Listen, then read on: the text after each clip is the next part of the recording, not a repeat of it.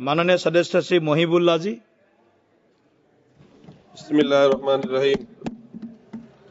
जनाबे सदर मोहतरम, सबसे पहले मैं आपका तहे दिल से शुक्रिया अदा करता हूं कि आपने मुझे इस मसले पर गुफ्तगू का मौका दिया और मुझे ज्वाइंट पार्लिमानी कमेटी का भी हिस्सा बनाया। सदर मोहतरम, जब हमारा मुल्क आजाद हुआ था तो हमारे कायदीन के सामने दो रास्ते थे। वो रास्ते क्या थे और किसने पेश किए थे, ये अब गैर अहम है। असल बात यह है कि हमारे रहनुमाओं की दूरंदेशी और अक्लमंदी की बदौलत मुल्क में हर मजहब को परवान चढ़ने, फलने फूलने और अपने इदारे चलाने की आजादी दी गई, जो कि हमारे आइन की आर्टिकल 25 और 26 में मौजूद है। ये हक महज एक आईनी हक नहीं बल्कि बुनियादी हुकूक का हिस्सा है। आज हमारे ऐवान के सामने जो वक्फ तरमीम बिल पेश किया गया है, ये न सिर्फ हमारे बुनियादी हुकूक की खिलाफ वर्जी है बल्कि राइट टू इक्वलिटी के भी साफ खिलाफ है। इसको सदर मोहतरम मुल्क की दूसरी मेजोरिटी कभी कबूल नहीं करेगी। सदर मोहतरम, इस बिल में सबसे पहली तरमीमी वक्फ एक्ट के नाम तब्दील करने की है। मैं कहता हूं नाम बदलना तो एक मामूली बात है, क्योंकि असल में जो तब्दीलियां की जा रही हैं उनका वक्फ के बुनियादी उसूलों और फिक़ही कवाइद से दूर दूर तक कोई वास्ता नहीं है। इस तरमीमी कानून का मकसद वक्फ के इदारे को कमजोर करना और उसे बेअसर करना है। तारीखी तौर पर वक्फ के जितने भी कवानीन बने हैं वो इस उसूल पर कायम थे कि मजहब में दिए गए वक्फ के उसूलों और शराइत को खत्म ना किया जाए। सन 1913 का मुस्लिम वक्फ एक्ट, जिसका माननीय मंत्री जी हवाले दे रहे थे, इसी नियत से लाया गया था कि वक्फ के उसूलों को कानूनी तौर पर तस्लीम किया जाए, ना कि उन्हें तब्दील किया जाए। सन 1923 में, सन 1954 में, सन 1995 और 2013 के तमाम तरामीम वक्फ के तहफ़्फ़ुज़ की नियत से लाए गए थे और इसको कुव्वत देने के लिए लाए गए थे, ना कि उसको कमजोर करने के लिए लाए गए थे।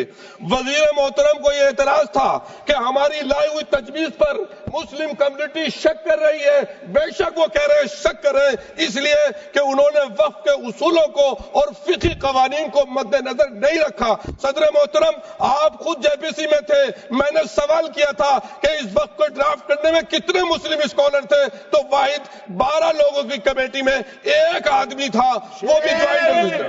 सदर मोहतरम, मैं अब चंद चीजों की निशानदेही करना चाहता हूं जो वक्फ की असल हैसियत और बुनियाद को खत्म करने के दर पे। पहली तरमीम, वक्फ को अब सिर्फ मुसलमानों तक महदूद किया गया है।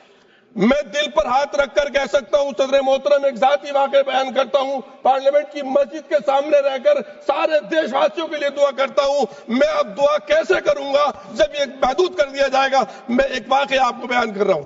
अभी राजस्थान में गया, तिजारा के पास एक गांव हसनपुर है, उस शादी में गया, अजान की आवाज आई। मैंने कहा यहाँ मस्जिद कहाँ है भाई? जब मस्जिद देखी वो बड़ी सुंदर मस्जिद थी। मैंने पूछा ये मस्जिद कैसी है? उन्होंने बताया कि यहाँ 400 साल पहले कोई दुर्वेश थे, इस पेड़, वो पेड़ भी अभी बाकी है, वो यहाँ बैठते थे और यहाँ से हमारे हिंदू महाराजा जी गुजर रहे थे, उनको बीमारी थी, वो ठीक नहीं हो रहे थे। किसी ने कहा कि उनसे दुआ करा लीजिए, उन्होंने दुआ की, वो ठीक हो गए। बाद में जब गए तो महाराज ने कहा कि अपने लिए दुआ करा के रहा, तुम्हारा वारिस कोई नहीं है। वो फिर दोबारा गए और अल्लाह ने उनको उनकी दुआ को। हमारे देश सूफी ऋषि मुनियों का देश है, ये वलियों का देश है, ये तमाम धर्मों की जो रूहानी शख्सियात है उनका देश है। आप दुआ करने से रोक रहे हैं सर, गैर मुस्लिम को वक्फ करने से रोक रहे हैं आप सर। गुज़िश्ता सर, एक इसके अलावा मुसलमानों को भी अपने ईमान का सबूत देना होगा। सर, मैं इमाम हूं, इमाम हरम, मक्के का हरम भी किसी शख्स को यह सर्टिफिकेट के लिए मजबूर नहीं दे सकता कि वो प्रैक्टिसिंग मुस्लिम है। जब कोई प्रैक्टिसिंग मुस्लिम होगा ही नहीं तो वक्त कैसे होगा सर? वक्त तो खत्म हो जाएगा सर।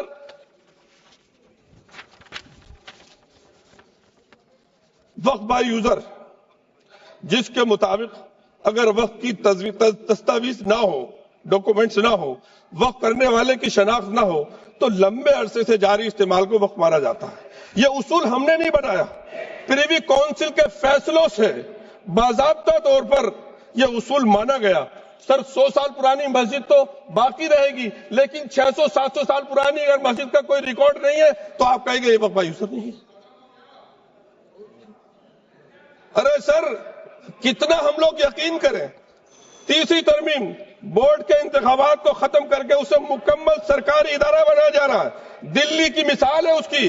دلی وقف بورڈ کو تحلیل کر کے اس کا انتظام ایک ایڈمنسٹریٹر افسر کے حوالے کیا گیا، جو ایک طرف ریلیجیس کمیٹی کا چیئرمین تھا، دوسری طرف وقف بورڈ کا ایڈمنسٹریٹر تھا. اس نے بہادر شاہ ظفر نے جس مسجد کے لیے ریپیئر کے لیے بولا تھا، میرے پاس ڈاکومنٹس ہیں اس مسجد کے، وہ راتوں رات مسجد اخنجی مہرولی میں شہید کر دی گئی. سر اس سے ایسا میسج آئے گا. ہم لوگ، میں تو اس سے میسج کیا، بہت سے لوگ پتہ نہیں کیا کیا کہتے ہیں سر، لیکن حقیقت یہ ہے کہ شاید ان کا آخری ہو یہ ستم. ہر ستم سوچ کے ہم یہ سہ گئے، ہم وفا کر کے بھی تنا رہ گئے. ہمارا نام کیوں نہیں لیا جاتا آزادی کی؟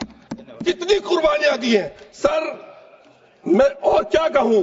کچھ لوگ تو اتنے ماہر ہیں، دامن پہ کوئی داغ نہ، دامن پہ کوئی داغ نہ، خنجر پہ کوئی دھبا، تم نشر کرو ہو یا کرامات کرو. دھنیواد جی، دھنیواد. سر ہمیں ان سے وقف کی امید کیسے کر سکتے ہیں جو نہیں جانتے وقف کیا ہے؟ دھنیواد. ان سے کیسے امید ہے وفا کی؟